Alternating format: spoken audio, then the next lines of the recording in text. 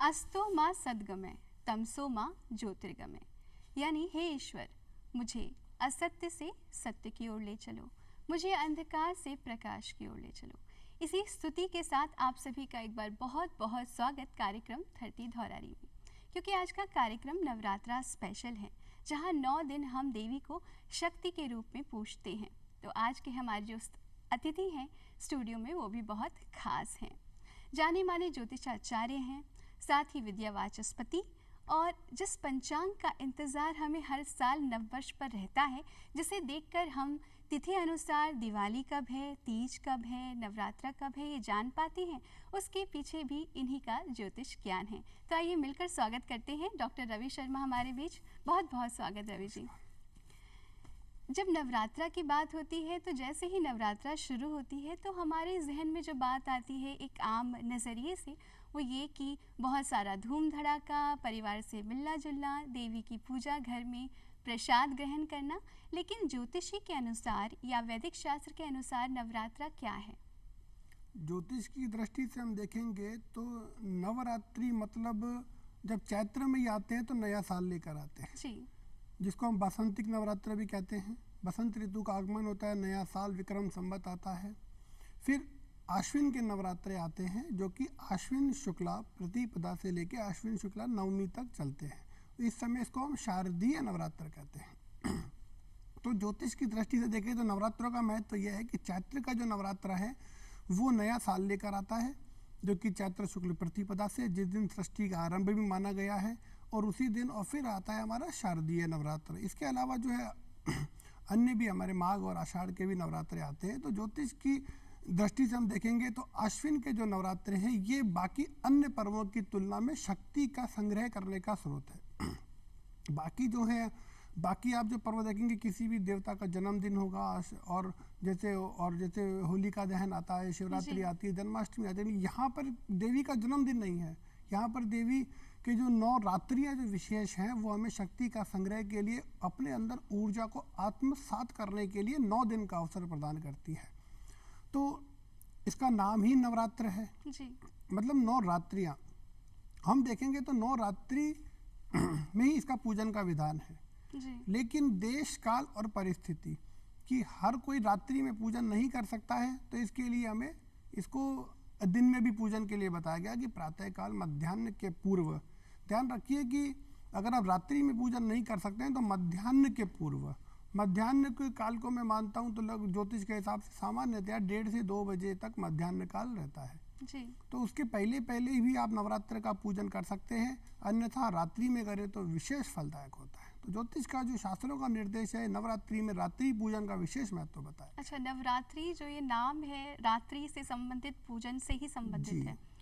इस बार का नवरात्रा कैसे खास है पंचांग के अनुसार? जी, इस बार का जैसे हमारे नवरात्रे प्रारंभ हो चुके हैं तो आपने देखा होगा इस बार पंचांग के अनुसार, पहले तो पंचांग के 5 अंग होते हैं, तिथि, वार, नक्षत्र, योग और करण। इन 5 अंगों का समावेश करने के बाद संपूर्ण पंचांग का निर्माण होता है। तो इस बार आपने विशेष रूप से देखा होगा प्रतिपदा के दिन की मात्र 42 मिनट हमें पूजा के लिए मिले। मात्र 42 से 47 मिनट तक शहरों के चौगड़ियों के हिसाब से, किसी शहर में 42 मिनट, किसी शहर में 43 मिनट, जयपुर में हम देखेंगे तो 47 मिनट का हमें समय मिला। ऐसा क्यों हुआ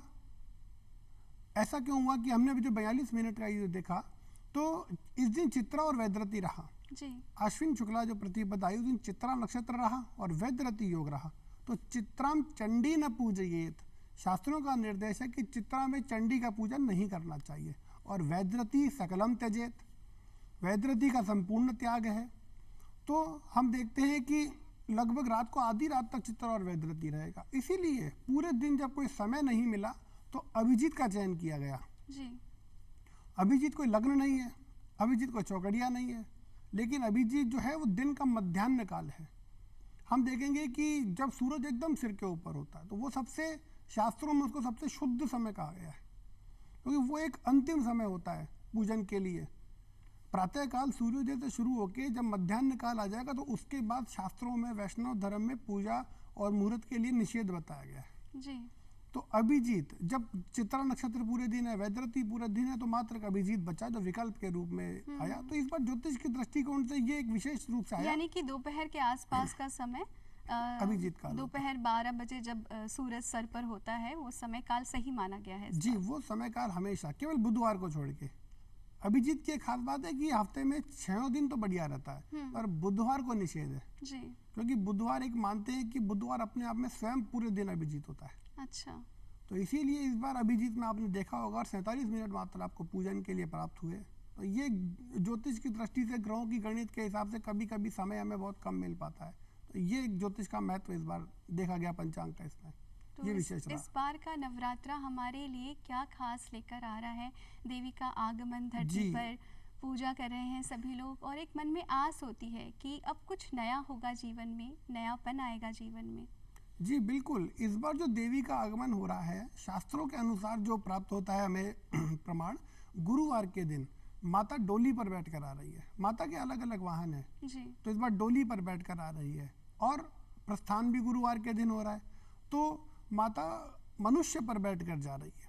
तो जब मनुष्य पर बैठ कर जाती है तो वो धन धान्य की वृद्धि करती है और सभी मनुष्यों का कल्याण करती है। तो इस बार माता रानी सभी पर कृपा करने वाली है। और जैसा कि समय पूर्व में रहा, महामारियों का समय रहा, लेकिन अब हम देखेंगे कि धीरे धीरे महामारियों से हमें निजात मिलेगी और जल्दी ही अभी इस नवरात्रि के और जो नया संवत्सर भी लग जाएगा अगले साल मार्च में, तो हमें शुभ फलों की प्राप्ति होगी। ये तो बहुत अच्छी इस बार के नवरात्रे खास होने वाले जी। अच्छा, नवरात्रे एक ग्रीष्म ऋतु में भी यानी कि गर्मी में भी आता है और एक अभी सर्दियों में आता है, और भी कई प्रकार की नवरात्रि हैं। नवरात्रे हम देखेंगे तो साल में सामान्यतः 4 प्रकार के होते हैं, 2 सामान्य नवरात्रे और 2 गुप्त नवरात्रे। जैसे सबसे पहले हम देखेंगे वर्ष का प्रारंभ अंग्रेजी सन तो 1 तारीख को शुरू होता है। हमारा भारतीय संवत जो है विक्रमी संवत, जिसको विक्रमादित्य संवत मानते हैं, वो चैत्र से शुरू होता है। तो पहला जो नवरात्र आएगा वो चैत्र में आएगा और 9 दिन तक रहेगा। तो उसी दिन से हम वर्ष की प्रारंभ मान लेते हैं। जो दूसरा वाला जो होता है वो आषाढ़ का होता है, ये जो इसको कहते हैं गुप्त नवरात्र। फिर तीसरा वाला जो आता है वो आश्विन में आता है और चौथा वाला माघ में आता है। तो आषाढ़ और माघ वाले गुप्त नवरात्र हैं। अब हम यहाँ पर बताएंगे कि गुप्त नवरात्र और सामान्य नवरात्र में क्या फ़र्क है। हम आम मनुष्य जो वैदिक नहीं है, जो साधक नहीं है, जो तंत्र में सिद्ध नहीं है, क्योंकि दुर्गा सप्तशती साक्षात तंत्र है, यह सामान्य पूजा पाठ नहीं है जिसे कोई भी गृहस्थी कर सके। हरि नाम विष्णु नाम तो कोई भी गृहस्थी ले सकता है, राम नाम कोई भी सन्यासी ले सकता है, लेकिन दुर्गा सप्तशती तंत्र है। और इसके लिए विशेष बताया गया है कि 2 सामान्य नवरात्रों में तो आप पूजन पाठ फिर भी एक गृहस्थी को आज्ञा दी गई है कि आप स्वयं या किसी ब्राह्मण के द्वारा करवा सकते हैं। लेकिन जो 2 गुप्त नवरात्र हैं वो साधना के लिए विशेष बताए गए हैं। और सामान्यतया जो 2 नवरात्र हैं उसमें हम देवी के 9 रूपों की पूजन करते हैं। तो देवी के 9 रूप हमें शास्त्रों में दुर्गा सप्तशती के अनुसार, दुर्गा सप्तशती जो मार्कंडेय पुराण का एक हिस्सा है, हमारे जो 18 पुराण हैं उसमें से एक है मार्कंडेय पुराण, उसमें दुर्गा सप्तशती है। तो जैसे आता है हमारे जो दुर्गा के जो 9 रूप है उसमें से एक हमें इसका फल मिलता है कि ये हमें पूजन का फल मिलता है कि प्रथमम शैलपुत्री च, द्वितीयम ब्रह्मचारिणी, तृतीयम चंद्रघंटेति, कूष्मांडेति चतुर्थकम, पंचमम स्कंद मातेति, षष्ठम कात्यायनीति च, सप्तमम कालरात्रि च, महागौरीति चाष्टमम, नवमम सिद्धिदात्री च, नवदुर्गा प्रकीर्तितः। नववीं जो है वो सिद्धिदात्री दुर्गा है। तो सामान्य नवरात्रों में हम इन 9 रूपों की पूजन करते हैं। जब गुप्त नवरात्र आएंगे तो हम इनकी जो है 10 महाविद्याएं हैं वो अलग है। तो जैसे तारा, पिंगला, धूमावती है ना, इनका हम पूजन करते हैं उस पर। और इनके अलावा 64 योगिनियाँ भी होती है। तो देवी के कई रूप हैं, 9 रूप ये जो बताए गए दुर्गा सप्तशती में, इसके अलावा तारा, धूमावती और ये बताया गया है, और इसके अलावा 64 योगिनियाँ बताई गई है। तो हर नवरात्र में हर देवी के अलग अलग रूपों का हमें पूजन का विधान बताया गया है। और जैसा कि आप इसको पता है कि आपको कन्या का पूजन भी किया जाता है इसमें। तो हम अष्टमी को हवन करते हैं, कन्या का पूजन करते हैं। अष्टम्याम जागरण कुर्यात, नवम्याम पारणम तथा दशम्याम विसर्जनम तथा। अष्टमी को जागरण करना चाहिए, अष्टम्याम जागरणम कुर्यात, नवम्याम पारणम तथा, नवमी को पारणा करना चाहिए और दशमी को इसका विसर्जन करना चाहिए। तो सामान्यतया अष्टमी को ही हम कन्या का पूजन करते हैं। और उसी दिन अब कन्याओं में आपको विशेष ये ध्यान रखना है कि कन्या किस उम्र की है। अच्छा, कन्या जो हम जिमाते हाँ। हैं उनके पीछे भी कोई कहानी है, ऐसी जी। कोई मान्यता है? हाँ, अष्टवर्षा भवेद गौरी, नववर्षा च रोहिणी, दशवर्षा भवेद कन्या, अत ऊर्ध्व रजस्वला। तो अष्टवर्षा भवेद गौरी, 8 वर्ष की जो है वो कन्या को गौरी संज्ञा दी गई है, वो बहुत पवित्र है। जी। सबसे पवित्र जो शास्त्रों ने बताया गौरी। उसके बाद 9 वर्षा च रोहिणी, रोहिणी का भी विशेष विधान लगे। 10 वर्ष की कन्या कहलाती है। हम जो कहते हैं ना कन्या पूजन, तो 10 वर्ष की आयु जो है वो उसको हम कन्या संज्ञक कहते हैं। जी। 8 वर्ष की बालिका को हम गौरी के रूप में उच्चारित करेंगे कि गौरी पूजन किया। 9 वर्षा का हम रोहिणी पूजन किया। 10 वर्ष की कन्या है तो कन्या। उसके बाद सांसारिक रूप से उसको हम कन्या पूजन में सम्मिलित नहीं करते हैं। 10 साल के बाद, 11 साल के जी। बाद ये एक विधान बताया गया है। तो हर शास्त्रों में हर चीज के लिए निर्देश दिया गया है कि आप कन्या की उम्र कितनी हो। और कन्या के साथ साथ एक भैरव का पूजन भी होता है। आपने देखा होगा, आप जब अपने बोलते हैं कि हम कन्या पूजन के साथ में एक बालक को भी बुलाते हैं। बिल्कुल बुलाते हैं। वो बालक जी। क्या है, वो भैरव का रूप है, बटुक। हम्म। छोटा जो बालक है उसको बटुक रूप में पूजा जाता है, बटुक भैरव। भैरव और बटुक भैरव में भी फर्क है। जी।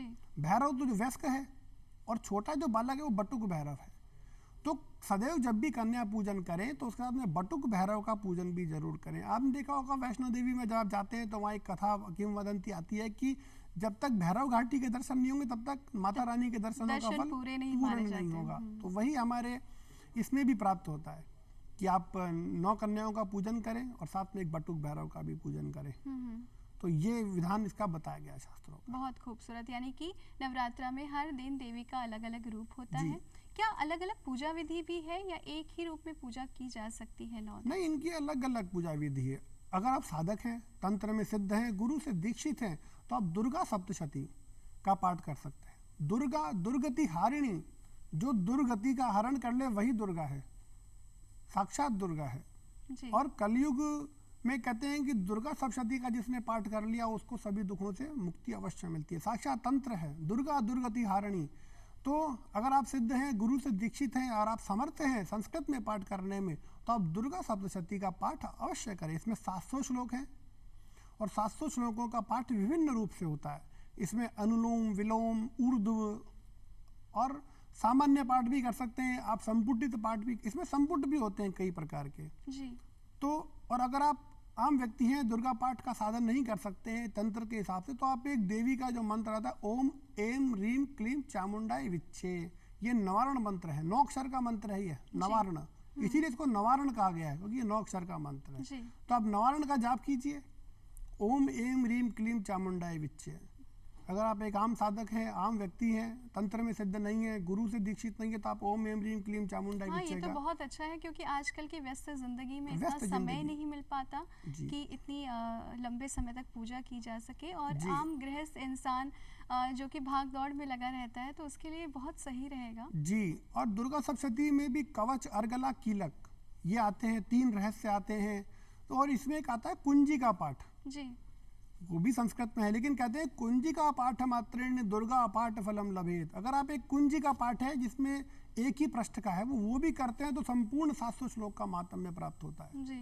तो कई विधान बताए गए हैं, जैसा आपको सुविधा हो, देश काल परिस्थिति, जैसी आपकी काया साथ दे, जैसा आपका मन साथ दे, जैसा आपको समय हो वैसा आराधना कीजिए। आराधना जरूर कीजिए, आराधना से विमुख ना हो। जी।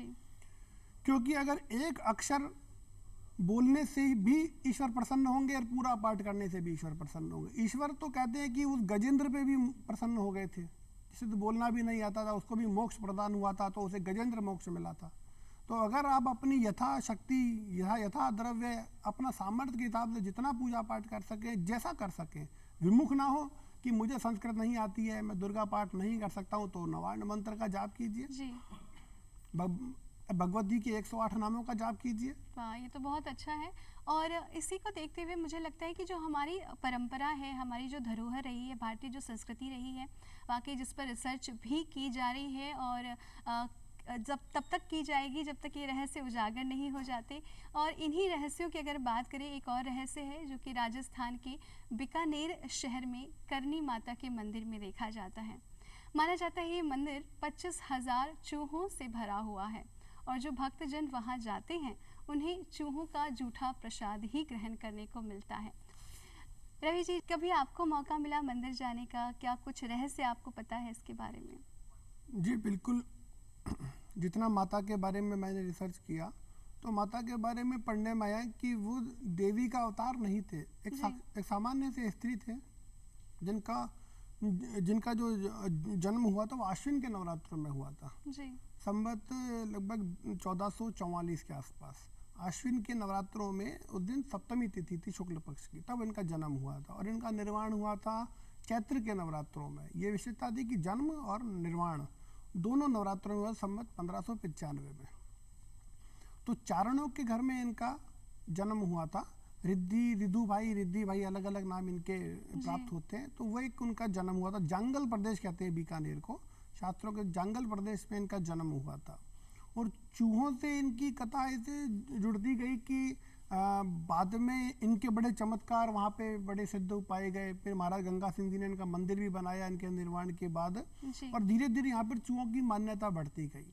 यहाँ के चूहों को जो है वो काबा कहा जाता है। काबा इसलिए कहा जाता है कि ये मान्यता है कि जो करणी माता के जो वंशज हैं वो मनुष्य योनि से जब मुक्त होते हैं तो वो काबा के रूप में प्रकट हो जाते हैं जी। और इसीलिए इनका एक बड़ा महत्व बताया गया। आपने देखा होगा कि चूहा जो है वो प्लेग की बीमारी फैलाता है, लेकिन कभी इस मंदिर में प्लेग दूर दूर तक नहीं आया। जब भारत भर में प्लेग एक महामारी के रूप में फैला था तब भी करणी माता के यहाँ पर प्लेग नाम की कोई चीज़ नहीं थी जी।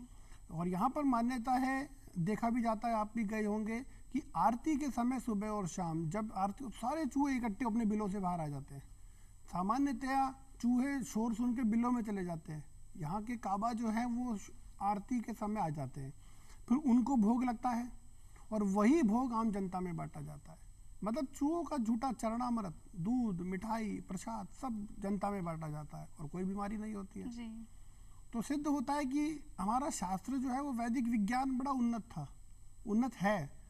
कहीं कहीं रिसर्च अटक गया, कहीं कहीं रिसर्च चल रहा है और ये आज भी रिसर्च का विषय है कि ये चूहों का जूठा खाने से कोई बीमारी क्यों नहीं होती है, बल्कि देवी का प्रसाद मानकर हम खाते हैं जी। तो यहाँ पर ये सिद्ध होता है कि अगर आप में सच्ची श्रद्धा है, आपकी भावना अच्छी है, तो आप एक चूहे में भी देवी का रूप प्रकट कर सकते हैं। आप में कण कण में, कहते हैं ना, कंकर कंकर शंकर है, ये भारत की संस्कृति है। तो उसी को साकार करते हुए हमारे करणी माता का जो मंदिर है यहाँ पर ये हमें यहाँ पर सिद्ध करता है कि चूहा जैसा जो एक जीव है जिसको लोग अच्छी दृष्टि, लेकिन वो यहाँ पर काबा के रूप में प्रकट हुआ। तो ईश्वर ने सभी के लिए कुछ ना कुछ खास बनाया है और कह सकते हैं कि हम इसको चूहों का राजयोग कह सकते हैं। बिल्कुल। ये चूहों का राजयोग है और भगवान ने जैसे हर पशु में देखेंगे कोई ना कोई देवताओं का स्वरूप है, कोई ना कोई देवता का वाहन है, तो कहते हैं करणी माता का वाहन भी ये चूहा है, तो इसी के रूप में इसकी यहाँ पूजा की जाती है। जी, कहीं ना कहीं अगर हम अपनी इन परंपराओं की बात करें तो इसे साइंस से भी जोड़कर देखा जा सकता है।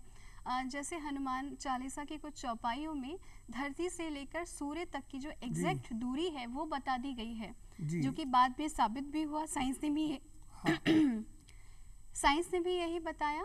और इसी तरह से अगर हम बरगद के पेड़ की पूजन की बात करें या तुलसी पूजन की बात करें तो इसके पीछे भी कहीं ना कहीं एक साइंस ही देखा जाता है। बिल्कुल, जैसे हनुमान चालीसा आपने कहा तो जुग सहस्र योजन पर भानु लील्यो ताहि मधुर फल जानू, तुलसीदास जी ने कहा। जी। तुलसीदास जी अकबर के काल में हुए थे, तब तो विज्ञान नहीं था उनके पास, जी। फिर भी उन्होंने सटीक गणना कर दी थी। और 5वीं शताब्दी में जो हमारे ज्योतिष के विद्वान हुए, वरामीर हुए, आर्यभट्ट हुए, उन्होंने भी तो बता दी थी। लेकिन हम भारतीय कह रहे हैं कि वसुधैव कुटुंबकम, हमने हमारे ज्ञान का पेटेंट नहीं करवाया। जी। बाहर वाले लोगों ने पेटेंट कराया तो उनका पहले हो गया, हमने पेटेंट नहीं कराया। हमने जुग सहस्र योजन पर भानु को चलने दिया ऐसे 15वीं शताब्दी से ही। तो बिल्कुल विज्ञान है। तुलसी का आपने बात की कि तुलसी में जो होता है पारा होता है, तुलसी आप खाएंगे तो उसके आपको देखेंगे कि उसमें संतुलित मात्रा में पारा होता है, नेचुरल मरकरी होता है उसमें, इसीलिए वो कई रोगों को दूर करता है। और कहते हैं भगवान विष्णु को जब भोग लगता है, किसी को भी देवताओं को भोग लगा है, विष्णु को प्रिय है। दुर्गा के निषेध है तुलसी। तुलसी याद रखिए दुर्गा को नहीं चढ़ाए, दुर्गा के निषेध है, केवल विष्णु के चढ़ती है। तो वहाँ हम देखते हैं कि तुलसी हो गया, बरगद हो गया, पीपल हो गया, देखते हैं ऑक्सीजन देते हैं हमको हर महीना, खेजड़े का पेड़ हो गया। तो इस हर प्लेनेट में हर पेड़ को किसी ना किसी देवता से जोड़कर देखा गया। खेजड़े का जो शमी का वृक्ष है उसको शनि से जोड़ा गया है, शनि का हनुमान, और हमारे पीपल है जो बरगद है उसको विष्णु से जोड़ा गया है। तो हर लगभग विज्ञान हर जगह है। हम रिसर्च नहीं करते और हम ये कह देते हैं कि ज्योतिष तो वो है सूडो साइंस का शब्द एक काम में ले लेते हैं अंग्रेज लोग हम ज्योतिषियों के लिए कि ये तो कोई साइंस ही नहीं है। लेकिन हम कहते हैं कि हमारी साइंस है और हम हमारे लेवल पे रिसर्च कर रहे हैं जी। और बिल्कुल पेड़ पौधा वनस्पति हर जगह तो ज्योतिष है। आजकल तो लोग आप देखते भी हैं कि लोग अपने घर में हर्बल नेचुरल ट्रीज प्लांट कर लेते हैं, तो हर जगह है। तो भगवान तुलसीदास जी से लेकर आज तक और 5वीं शताब्दी से लेकर आज तक जीरो का आविष्कार भी हिंदुस्तान में हुआ था। बिल्कुल बिल्कुल।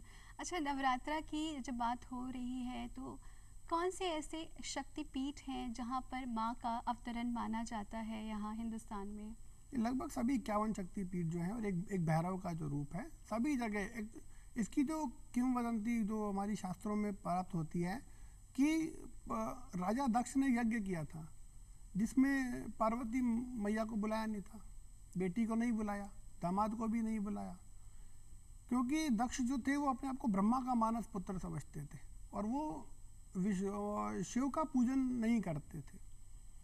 तो उस समय जब हुआ कि बिना बुलाए, कहते हैं ना कि बिना बुलाए कहीं जाना नहीं चाहिए जी। तो वहीं से कहानी शुरू हुई कि बिना बुलाए कहीं नहीं जाना चाहिए, चाहे वो अपने पिता का ही घर क्यों ना हो।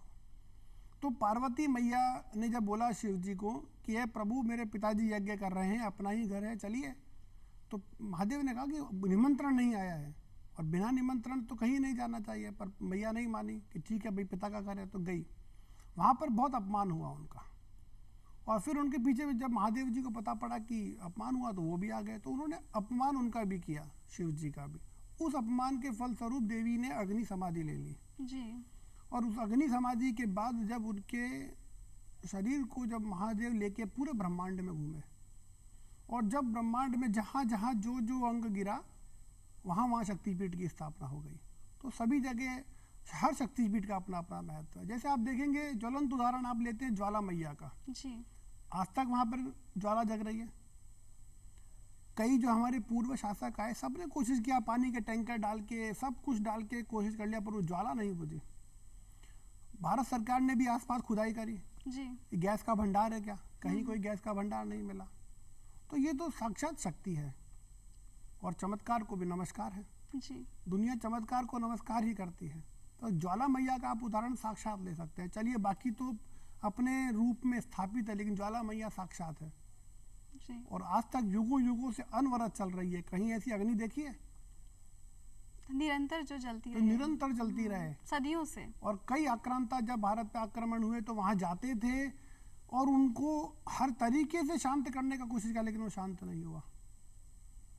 और जैसे आसाम में है माँ कामाख्या, आज भी आप देखेंगे कि माँ कामाख्या को महीने में कुछ दिन महिलाओं की तरह एक अलग रूप से रखा जाता है। जी। आप गए होंगे, आपने देखा होगा, तो वो भी चमत्कार है। हाँ, मुझे जाने का मौका तो नहीं मिला पर जी। सुनने का मौका जरूर मिला आज है। भी महिलाओं के रूप से जो नियमित उनका जो शारीरिक जो क्रम होता है वो माँ को आज भी वहाँ पर देखा जाता है। जी। और उन दिनों में जो वो है उसका जो बड़ा महत्व है वस्त्र का, वस्त्र को हम सफ़ेद रखेंगे वो एकदम लाल हो जाएगा जी। और वो फिर उसको लोगों को भक्तों में बंटता भी। तो हम कहते हैं कि साक्षात देवी के रूप है ये। तो वहाँ से इन शक्तिपीठों की स्थापना हुई। जब महादेव लेकर इनको अपने कंधे पे रख के घूम रहे थे तो फिर भगवान एक समय जब देखा कि सृष्टि के सबसे प्रमुख देवता जो महादेव हैं, ब्रह्मा जी सृष्टि का निर्माण करते हैं, विष्णु जी पालनहार हैं जी। और महादेव संहारक हैं। जब भी कोई संकट आता है देवताओं पर मनुष्यों पर तो संहार के लिए यही आते हैं। तो फिर जब देखा कि यार महादेव की तो हालत ऐसी हो गई कि वो तो पत्नी वियोग में कुछ देख नहीं रहा, प्रकृति का बैलेंस संतुलन बिगड़ जाता, भगवान कृष्ण ने सुदर्शन चक्र चलाया जी। और एक ही बार में देवी के सभी अंग इधर उधर बिखरे, तब जाके 51 शक्तिपीठों की और एक भैरव की स्थापना हुई है। अच्छा, जब बात करते हैं देवी के स्वरूप का तो माता रानी की जो लाल चुनरी है वो बहुत आकर्षक लगती है। छोटी कन्याओं को भी जब जिमाया जाता है तो उनको वो चुनरी दी जाती है भेंट स्वरूप। इसके पीछे भी क्या जो लाल रंग है उसके पीछे भी क्या कोई कथा है? लाल रंग हमारे हिंदू धर्म में शास्त्रों में मांगलिक माना गया है जी। दो ही रंग है, एक तो सफेद और एक लाल, सबसे पवित्र रंग है। लेकिन सफेद रंग देवी को नहीं चढ़ाया कि सफेद रंग सौभाग्य का सूचक नहीं है, वो शांति का सूचक है जी। लाल सफेद ये दो रंग ऐसे हैं जो आप कहीं भी पूजा में देखेंगे तो ये दो ही रंग मिलेंगे, तो सौभाग्य का सूचक है। लाल मांगलिक का सूचक है। तो लाल रंग को इसीलिए सौभाग्य के लिए पूजा जाता है और हम देवी को लाल चुनरी चढ़ाते हैं। मांगलिक की चूड़ी देखी होगी आपने जी। तो वही हम चढ़ाते हैं। तो वही एक रूप है। और जैसे कहते हैं कि दुर्गा सप्तशती में जो है कि देवी के ये नवरात्रे कहाँ से शुरू हुए, तो एक बार देवी का और राक्षसों का बड़ा हुआ जिसमें महिषासुर का वध हुआ, चंड मुंड का वध हुआ, वो 9 दिन चला। वहाँ से ये देवी के नवरात्रों का विधान शुरू हुआ। और तभी से कहते हैं कि देवी की आप देखेंगे कि बिंदी, चूड़ी, कंगन, काजल, कंघी, पूरा सौभाग्य का सामान चढ़ाया जाता है। श्रृंगार का सामान अधिकतर लाल चीज ही चढ़ाई जाती है जी। काजल को छोड़ दें तो बाकी सब लाल रंग का चढ़ाया जाता है। लाल रंग सौभाग्य का प्रतीक है, उन्नति का प्रतीक है, मंगल का कारक है। ज्योतिष से जोड़ेंगे तो लाल रंग मंगल का कारक है, शास्त्रों से जोड़ेंगे सौभाग्य का कारक है। तो कौन नहीं चाहेगा सौभाग्य आए।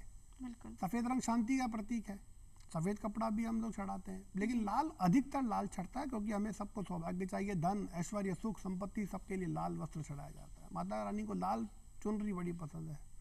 और कहते हैं कि जब वैष्णो देवी के रूप में जब माता प्रकट हुई थी तो लाल वस्त्रों में प्रकट, लाल चुनरी में प्रकट हुई थी। इसीलिए तभी से लाल चुनरी का विशेष महत्व बताया गया है। देवी के विभिन्न रूपों में सबसे शक्तिशाली जो रूप है वो दुर्गा का रूप है। बाकी तो कन्या जैसे संतोषी माता वो शांति का प्रतीक है जी। और जो देवी के 9 रूप में प्रथमम शैलपुत्री, द्वितीयम ब्रह्मचारिणी, ब्रह्मचारिणी शांति का प्रतीक है, तृतीयम चंद्र घंटेति, चतुर्थे कूष्मांडेति, चतुर्थकम पंचमम स्कंद मातेति। तो ये हर रूप विभिन्न विभिन्न रूपों, लेकिन सबसे जो प्रमुख है महाकाली, महालक्ष्मी, महासरस्वती। 3 आपने सुनी होंगी, 3 शक्तियाँ हैं ये। इसमें सबसे उग्र रूप जो है वो दुर्गा का है, सबसे शांत रूप है वो दुर्गा का है, सबसे कल्याणदात्री जो रूप है वो दुर्गा का है। तो इसीलिए लाल रंग का प्रचलन वहाँ से शुरू हुआ। कोई श्लोक जो आपको बहुत पसंद हो और जिसे उच्चारित करते ही आप अपने आप में ही एक डिवाइन, एक दिव्य शक्ति है वो महसूस करते हो, तो वो ज़रूर हमें सुनाएं। जी, मैं दुर्गा सप्तशती के ही बताऊंगा कि दुर्गा सप्तशती में यदि किसी जातक का विवाह नहीं हो रहा हो, देखो दोनों के लिए इसमें श्लोक प्राप्त होते हैं। तो यदि किसी पुरुष के विवाह में दिक्कत आ रही हो या फिर कहते हैं कि उसको वैवाहिक जीवन में दिक्कत आ रही हो, तो एक श्लोक आता है दुर्गा सप्तशती का, पत्नीम मनोरमाम देहि मनोवृत्तानुसारिणीम तारिणीम दुर्ग संसार सागरस्य कुलोद्भवाम। तो पत्नी मनोरमाम देहि, पत्नी ऐसी तो जो मुझे मेरे मन को हर ले, जो मेरे लिए मनोरमा हो। पत्नी मनोरमाम देहि मनोवृत्तानुसारिणीम, जो मेरे मनोवृत्त के अनुसार हो, मतलब हमारा मन, चित्त और वाणी एक हो, कोई मतभेद ना हो। देखो दुर्गा सप्तशती कितना वर्षों पहले वैदिक काल में, लेकिन आज भी देखेंगे तो वर्तमान समस्याओं का समाधान है उसमें। बिल्कुल जी। और मनोवृत्तानुसारिणी तारिणीम दुर्ग संसार सागर से कुलोद्भवम, जो मुझे संसार रूपी भव सागर से तार दे, ऐसी मुझे पत्नी दो जी। तारिणीम दुर्ग संसार सागर से कुलोद्भवम, जो इस संसार रूपी सागर से मेरे को पार करवा दे। इसका अब एक कनेक्शन बताऊंगा आपको। जब विवाह होता है तो 4 फेरे होते हैं जी। सामान्यतः जनता कहती है 7 फेरे 7 फेरे, लेकिन फेरे 4 हैं जी। धर्म, अर्थ, काम और मोक्ष। तो आप देखेंगे जब 4 फेरे जब होते हैं तो पहले में धर्म, लड़की आगे रहती है जी। तो लड़का कहता है कि भैया धर्म तुम्हारे द्वारा है, तुम आगे रहो। अर्थ का अनर्थ भी स्त्री कर सकती है और अनर्थ का अर्थ भी स्त्री कर सकती है। तो लड़का कहता है कि ठीक है भैया, अर्थ भी तुम्हारे हाथ है, तुम ही घर की लक्ष्मी हो, तुम ही घर की सौभाग्यदात्री हो, तुम आगे रहो। काम, संतान, बिना स्त्री के संतान संभव नहीं है, तो लड़का कहता है तुम आगे रहो। फिर जब चौथा फेरा आता है मोक्ष का, तब लड़की कहती है कि भैया गुरु की करनी गुरु भरेगा, चेले की करनी चेला, अब तुम आगे चलो, तुम प्रतिनिधि करो। धर्म, अर्थ, काम मेरे द्वारा जी। मैं संभालूंगी मोक्ष। वाकई जो हमारी तो ये का एक और मैं बताना चाहूंगा, जैसे स्त्रियों के लिए, जैसे मैंने पुरुषों के लिए मंत्र बताया, तो स्त्रियों के लिए भी आता है जी। स्त्रियों के लिए भी देहि सौभाग्यम आरोग्यम देहि में परमम सुखम रूपम देहि जयम देहि यशो देहि दिशो जही। स्त्रियां ऐसी कामना कर सकती है दुर्गा, छोटे छोटे मंत्र अगर उच्चारण करें तो कोई भी आम आदमी कर सकता है। बहुत रोचक बातें। रवि जी, आप, मैं हमेशा से बचपन से ही जब दर्शन करती थी, क्योंकि मेरा जो बचपन है वो कोलकाता में बीता, तो अक्सर वो बड़े बड़े पंडाल लगाए जाते थे, देवी माँ की भव्य प्रतिमा बनाई जाती और पूजन किया जाता शंखनाद के साथ, ढोल के साथ। तो एक जो बालमन होता है वो अक्सर मैं सोचा करती थी कि माँ की जो सवारी है वो शेर ही क्यों है? क्या इसके पीछे भी कोई कथा है, साइंस है? जी, इसके पीछे भी किंवदंती कथाएं प्राप्त होती है। जैसे आपने कहा बंगाल जी, पूरे भारत नहीं पूरे विश्व में शायद दुर्गा पूजा कहीं की विख्यात है तो बंगाल की है। बंगाल की तुलना में शायद ही कहीं दुर्गा पूजन होती हो, तो हम देखते हैं सिंह के रूप में। इसमें लोगों में एक होता है कि साहब जब हम घर पे तस्वीर लाएं तो कैसा वाला शेर हो, मुंह बंद हो या मुंह खुला हो। जी। तो मैं लोगों को सलाह देता हूँ कि भैया मुंह बंद वाला शेर तो शेर नहीं होता, मुंह तो खुला होना चाहिए शेर का। तो लोग कहते हैं कि साहब घर में कैसी रखें, तो चलो पहले हम इस पर आते हैं कि शेर क्यों है सवारी। तो इसकी एक कथा प्राप्त होती है कि जब भोलेनाथ समाधि में चले जाते थे ना, अपनी ध्यान मुद्रा में, योग मुद्रा में, तब उनको पता ही नहीं रहता था कि मैं कितने वर्षों तक, कितने युगों तक योग मुद्रा में आ गया हूँ। तब पार्वती मैया आई तो प्रभु योग मुद्रा में थे। जी। तो उन्होंने कोशिश करी लेकिन वो योग मुद्रा भंग नहीं हुई। तो पार्वती मैया अपनी थोड़ा सा रुष्ट होकर हो जाता है। सामान्यतः पति पत्नी का संबंध मानेंगे तो कोई आएंगी पत्नी अपने पति के पास और वो नहीं जागेंगे तो ठीक है भैया तुम अपना ध्यान करो, मैं अपना ध्यान करती हूँ। तो वही गुफा में तपस्या करने अपने अलग चली गई। तो जब वो गई तो एक तपस्याओं का, तपस्वियों का एक ओरा मंडल होता है, आभा मंडल होता है। तो उतना शक्तिशाली आभा मंडल था कि जब देवी मैया पूजन कर रही थी तो उनके अगल बगल में जो पशु पक्षी बैठे थे वो सब भी अपना ध्यान मुद्रा में चले गए। तो एक सिंह आया, भूखा था। तो जो उस आभा मंडल में जो पशु पक्षी, गाय बैठी थी, तो उस पर हमला करने का प्रयास किया शेर ने, लेकिन नहीं कर पाया जी। और योग माया से वो शेर वहीं बैठा रहा, बहुत दिनों तक बैठा रहा। फिर जब तपस्या पूर्ण हुई तो देवी मैया उस शेर पे की प्रसन्न हुई कि ठीक है इसने बिना गाय की हत्या करे, बिना अहिंसा करे, इतना देर तक ये बैठा रहा। तब मां ने प्रसन्न होकर वहां से कथा प्राप्त आती कि वहां से उस शेर को अपने वाहन के रूप में स्वीकार किया। जी। और केवल शिव नहीं, दुर्गा नहीं, मैं तो कहता हूँ कि शिव परिवार जो है वो पूरा सोशल इंजीनियरिंग है। आपको अगर सोशल इंजीनियरिंग देखनी हो तो दुर्गा माता के परिवार से सीखो। जी। एक तरफ शिव है ध्यान मुद्रा में, भस्म भभूत के धारी, जिनका वाहन है नंदी महाराज, बैल, है ना। और गणेश जी जिनका वाहन है चूहा। कार्तिकेय जी जिनका मोर, मयूर जी। महादेव के गले में सांप है जी। माता का शेर है। अब देखिए जिस परिवार में शेर, नाग, बैल, मोर, चूहा, इन सबको एक जगह रखना सीख लो ना, उससे बढ़िया सोशल इंजीनियरिंग कहीं नहीं होती है। जी। तो आपको शिव जी से और दुर्गा माता से हमें कहते हैं कि नवरात्रों में हर चीज से कुछ सीखो। हर चीज हमें कुछ ना कुछ सिखाती है। तो आप अध्यात्म तपस्या वहाँ तो बाद में जाइए, लेकिन एक सोशल आजकल की जो देखिए सबसे बड़ी ज्वलंत मुद्दा क्या है, समस्या परिवार की। तो हमें शिव परिवार जो है, दुर्गा माता जो सोशल इंजीनियरिंग सिखाती है। बिल्कुल, ये संदेश हमें उनसे मिल जाता है। कैसे सीखो, शेर, गाय, नाग जी सब एक जगह, प्रेम और मिलाप के साथ किस तरह से रहा जाए, कैसे बहुत बना अच्छा के है। रखा जाए। बहुत अच्छा लगा, आपसे ढेर सारी हमने बातें की। मन तो नहीं कर रहा है कि विदा ले, लेकिन समय कह रहा है कि अब विदा लेना होगा। और बिल्कुल बहुत बहुत धन्यवाद, आप आए और हमें इतनी सारी ज्ञान की बातें बताई। आप सभी को भी दुर्गा पूजा की, नवरात्र की ढेर सारी शुभकामनाएं हमारी तरफ से। घर परिवार में खूब मिलकर धूमधाम से मनाइएगा।